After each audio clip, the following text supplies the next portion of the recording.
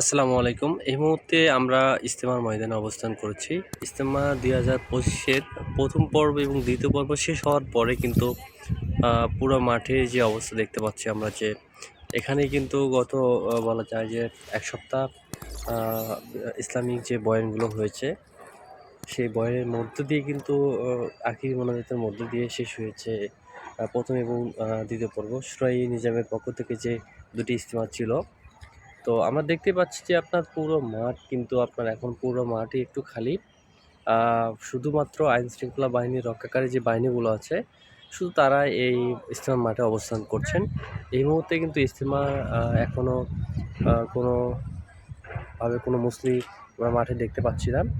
আ আ যে সাতপন্থী অনুসারী যারা আছে তাদেরকে ইজতেমার যে মাঠ তাদেরকে বুঝিয়ে দেওয়া হবে। তো এই মুহূর্তে দেখতে পাচ্ছি যে মাঠের যে সামিয়ানাগুলো আছে, এগুলো কিন্তু তারা বলা যায় এক প্রকার নষ্ট হয়ে গেছে এবং এটা হচ্ছে মানে পরবর্তীতে ব্যবহার অনুপযোগী হয়ে পড়েছে। এটা কিন্তু আমরা লক্ষ্য করেছি এবং পুরো মাঠ আ বলা যায় একটু এই মুহূর্তে একটু ময়লা আবর্জনা এবং নোংরা হয়ে আছে। পরবর্তী যখন সাদপন্থী এবং সাদ অনুসারী যারা আছেন, তারা কিন্তু এটা হচ্ছে আপনার নতুন করে ক্লিন করে পরিষ্কার করে কিন্তু আবারও তারা মাঠ এটা ব্যবহার করতে পারবে। তো যারা অনেকেই জানতে চেয়েছিলেন যে মাঠের বর্তমান পরিস্থিতি এই মুহূর্তে দেখার জন্য, তারা কিন্তু দেখতে পারেন এবং আমি দেখানোর চেষ্টা করতেছি। যতদূর চোখ যায় ততদূর কিন্তু আপনার বলা যায় এই মুহূর্তে ময়লা আবর্জনা দিয়ে একটু মানে হয়ে আছে।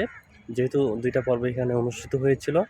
তো আগামী ১৪, ১৫, ১৬ ফেব্রুয়ারিতে মাওলানা সাদ অনুসারী যারা আছেন তারা কিন্তু এই মাঠেই আবার তারা ইজতেমা পরিচালনা করবেন। তো আমরা একটু দেখার চেষ্টা করি এই পাশে যে দেখতে পাচ্ছেন যে মাঠে কিন্তু ফুল মাঠে একদম মানুষ নেই। পুরো মাঠই হচ্ছে খালি। পুরো মাঠই হচ্ছে আপনার বলা যায় আপনার মানে শুধুমাত্র ময়লা আবর্জনা এবং সামিয়ানা ছাড়া আর কিছুই কিন্তু আমরা দেখতে পাচ্ছি না।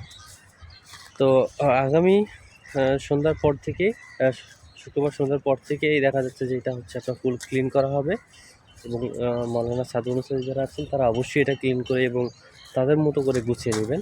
এবং আমি আরও একটা জিনিস লক্ষ্য করেছি যে সুরাই নিজামের পক্ষ থেকে যে আপনার হচ্ছে সিসি ক্যামেরা ছিল আইনশৃঙ্খলা বাহিনীর, সেগুলো কিন্তু খুলে ফেলা হয়েছে। আমরা জানতে পেরেছি যে পরবর্তীতে এগুলো আবারও লাগানো হবে, কারণ যে কোনো টাইমে যে কোনো মুহূর্তে এগুলো চুরি হয়ে যেতে পারে। তার জন্য এই মুহূর্তে খুলে রাখা হয়েছে।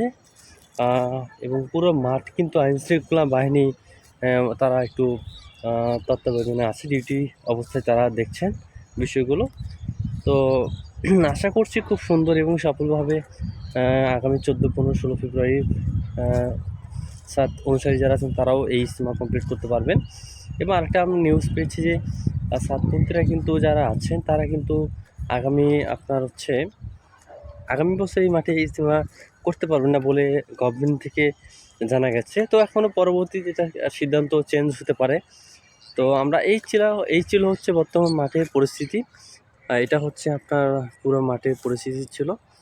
তো যারা আমাদের সাথে ছিলেন সবাইকে অসংখ্য ধন্যবাদ। সবাই ভালো থাকবেন, সুস্থ থাকবেন। আমাদের চ্যানেলের সাথেই থাকুন। ইজতেমার সব আপডেট পেতে সাবস্ক্রাইব করুন। আসসালামু আলাইকুম।